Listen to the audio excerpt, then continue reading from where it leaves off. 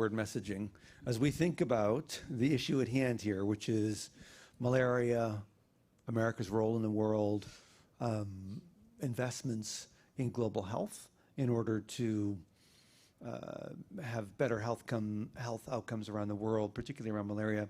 What are your two best points that you think that should be utilized with congressional offices? Well, I think number one is it's always return on investment. I mean, the lives saved, the amount of money that we put in, and we know we're saving lives, we know we're protecting people. I mean, that's huge. I mean, that's really basic and always should be part of your talking points. In terms of conservative offices, I was out at Walter Reed's Army Institute of Research about 2 weeks ago and talking to some of the commanders that worked on Ebola, essentially putting their personnel on the front lines. They actually told me that the number one threat to the soldiers that were out fighting Ebola was not Ebola, it was malaria. So in terms of a national security approach, you think about the United States military having to roll out into some of these places to fight global health threats, and the bigger fight for them is malaria, is a huge, huge deal. So in terms of focusing on national security, when you're talking to a conservative office, they very much could appreciate that sort of thing.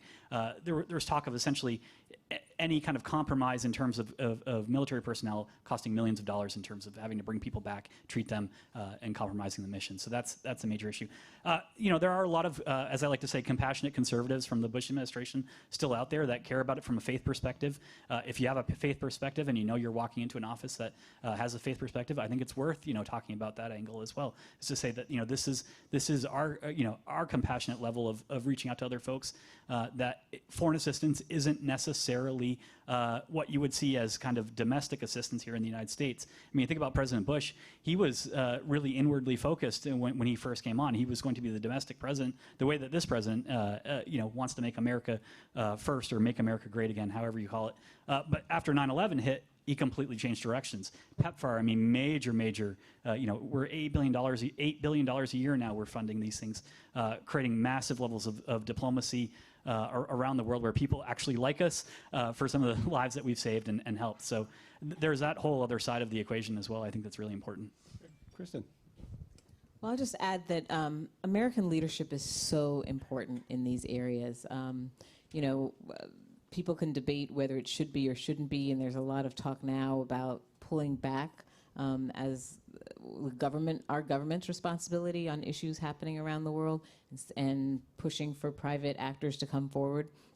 You know, the reality is that America helps lead those discussions even with the private actors. It's usually that when the United States is able to invest, especially in a health issue, they can pull more partners to the table, and that means other governments that have the funding to donate, as well as other foundations and other, you know, core private donors.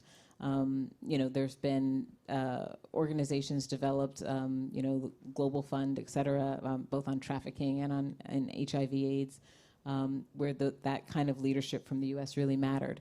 So, you know, I would say that that's one critical thing, and it's really helpful to highlight and remind staff and members that the rest of the world does step up, but they step up following the United States. And so if we step back, it's not certain who will step up, but it could be Russia or China, two countries that are very interested in expanding around the world. And of course, on health matters, you know, you want health engagement from any and every country that can be a part of that.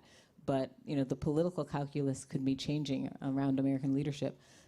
The other thing I would just say is, I had a great chance to visit Niger, for example. This is an example, last fall. Niger is in the middle of the Sahel and is surrounded by countries that are facing real battles with extremism. It is hard for a country to fight and protect itself from some of the, you know, terrorist organizations that are expanding through a number of fragile states. If half of their population is sick or malnourished, or unemployed or uneducated.